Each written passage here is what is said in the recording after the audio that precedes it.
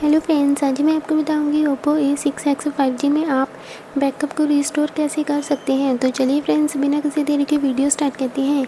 तो इसके लिए आपको सबसे पहले फ़ोन की सेटिंग्स में जाना है और इसके बाद नीचे की ओर स्क्रॉल करेंगे तो यहाँ पर आपको सिस्टम एंड अपडेट वाले ऑप्शन मिलेंगी, तो आपको इस पर क्लिक कर देना है। और यहाँ पर आप देखेंगे तो आपको एक ऑप्शन मिलेगी यहाँ पर बैकअप एंड रीसेट की, तो आपको इस पर क्लिक कर देना है। और यहाँ पर आपको सबसे ऊपर बैकअप एंड माइग्रेट पर क्लिक करना है और यहाँ पर आपको लोकल बैकअप पर क्लिक करना है। तो यहाँ पर आप देख सकते हैं ये आपकी जो भी बैकअप फाइल होगी वह आपको डेट एंड टाइम के साथ शो हो जाएगी। तो आपको अपनी बैकअप फाइल को सिलेक्ट कर लेना है जिसे भी आप रिस्टोर करना चाहते हैं और इसके बाद आपको यहाँ पर उसको टिक कर लेना है और नीचे स्टार्ट पर क्लिक कर देना है। तो जैसे ही आप नीचे क्लिक करेंगे तो आपकी बैकअप फाइल रिस्टोर होने स्टार्ट हो जाएगी। Bye bye friends.